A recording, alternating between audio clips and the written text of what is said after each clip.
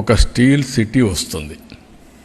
ఒక పక్క గూగుల్ మొత్తంగా డేటా సెంటర్ రావడం, ఇంకొక పక్కన మీరు చూస్తే ఆర్సీఆర్ మిత్తల్ ఈ ప్రాజెక్ట్ వస్తే విశాఖపట్నం అనకాపల్లి మొత్తం కలిసిపోయే పరిస్థితి వస్తుంది.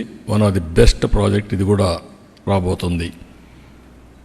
ఇవి కాకుండా ఇంకొక పక్కన మీరు చూస్తే ఓర్వకల్లో 2786 కోట్లతో ఇండస్ట్రియల్ స్మార్ట్ సిటీకి ముందుకు పోయాం. కొప్పర్తిలో ఇండస్ట్రియల్ స్మార్ట్ సిటీకి 2137 కోట్లు అక్కడ కూడా మొన్నే శాంక్షన్ అయింది. ఇంకో పక్క నక్కపల్లిలో ఈ స్టీల్ సిటీయే కాకుండా 14,000 కోట్ల పెట్టుబడులతో ఒక ఫార్మా సిటీ వస్తుంది, బల్క్ డ్రగ్ పార్క్ వస్తుంది. దీనివల్ల ఒక 70,000 మందికి ఉద్యోగాలు వచ్చే పరిస్థితికి వస్తాయి. ఇలాంటివన్నీ కూడా మీరు ఒకసారి చూసినప్పుడు ఇంకొక పక్కన మీరు చూస్తే ఒక 55,000 కోట్ల రూపాయలతో నేషనల్ హైవేస్ అన్నీ కూడా రాబోయే 2-3 సంవత్సరాల్లో పూర్తి చేస్తున్నాం. ఇది కాకుండా ఔటర్ రింగ్ రోడ్డు ఉంది, అది కూడా వస్తే నేను వారిని కోరింది ఏంటంటే 8 లేన్ రోడ్డుకే శాంక్షన్ చేయమన్నాం. అట్లా కాకుండా ఇప్పుడు మనం ఏదైతే ల్యాండ్ ఎక్విజిషన్ చేస్తున్నా ఒకటేసారి చేయాలని ఇప్పుడు గట్టిగా చెప్పాను. అది వస్తే అది కూడా అవుతుంది. ఇది కాకుండా ఇంకొక పక్కన మీరు చూస్తే అనేక టూరిజం ప్రాజెక్ట్స్ కూడా సూర్యలంక, శ్రీశైలం, రాజమహేంద్రవరం, సంగమేశ్వరాలయం ఇక్కడంతా కూడా 400 కోట్లతో ఒక టూరిజం కారిడార్ కూడా ఒప్పుకొని ముందుకు పోతున్నారు.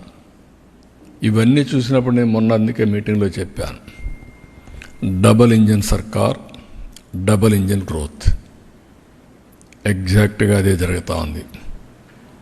ఇప్పుడు ఈ ఇయర్ జిఎస్టిపి గ్రోత్ రేట్ కూడా నిన్నే అనౌన్స్ చేశాను. 12.94%, 12.94%. ఇది 15% పైన తీసుకెళ్ళాలని. 7.5 నుంచి 15% తీసుకెళ్తే 2 times అభివృద్ధి చేయగలిగితే కన్సిస్టెంట్గా 2047కి 4.5 times పర్ క్యాపిటా రాష్ట్ర సంపద పెరిగే అవకాశం ఉంటుంది. ఇది ఒక వినూత్నమైనటువంటి ప్రయోగం. ఒక మాటలో చెప్పాలంటే అది ఒకటే సంపద సృష్టించే మార్గం. ఈరోజు కేంద్రం అన్ని విధాల ముందుకొచ్చి ఈ ప్రాజెక్టులన్నీ స్టార్ట్ చేయడం జరిగింది. ఒక పక్క మనం చేయాల్సిన ప్రయత్నాలు మనం చేస్తున్నాం. ఒక పక్క నేను చాలాసార్లు చెప్పాను, అభివృద్ధి సంక్షేమం రెండు కూడా పేర్లలుగా తీసుకెళ్తామని.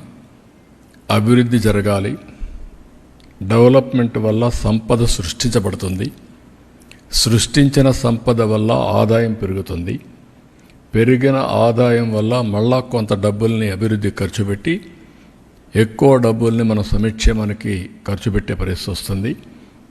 ఇది ఒకటే మార్గం, పేదరిక నిర్మూలన. అదే మరి ప్రజల్ని ఎంపవర్ చేయడం, దానికి నాంది పలికాం. చాలా సంతోషం. 9-7 నెలల్లో మేము అనుకున్న ప్రయత్నాలన్నీ 1 by 1 సఫలీకృతం అవుతున్నాయి. ఇది ఒక విధంగా చెప్పాలంటే అసాధారణం అనుకున్నటువంటి కార్యక్రమాలను చేపట్టాం. 7 నెలలకు మునుపు ఎటు చూసినా చీకటి. నాకు ఆ రోజు చూస్తే నేను చాలాసార్లు మీ అందరికీ చెప్పాను, నేను 4వసారి ముఖ్యమంత్రి, 3 సార్లు నాకు ఇన్ని ఇబ్బందులు కనిపించలేదు. ఎటు చూసినా విధ్వంసమైన వ్యవస్థలు, ఆర్థికంగా ఎలాంటి వెసులుబాటు లేని ఆర్థిక వ్యవస్థ, అన్ని వ్యవస్థల్లో డబ్బులన్నీ కూడా ఎక్కడికక్కడ డైవర్ట్ చేసి మిస్యూజ్ చేసి కనీసం కేంద్ర పథకాలు కూడా నిర్వీర్యమైపోయినాయి. ఇప్పుడు అవన్నీ కూడా లైన్లో పెడుతున్నాం. ఇంకొక 4-5 నెలల్లో ఇవన్నీ లైన్లో పెట్టి మళ్ళీ గాడి తప్పిన పరిపాలన ఘాట్లో పెట్టడమే కాకుండా ఏ విధంగా ముందుకు తీసుకుపోవాలో తీసుకుపోతాం.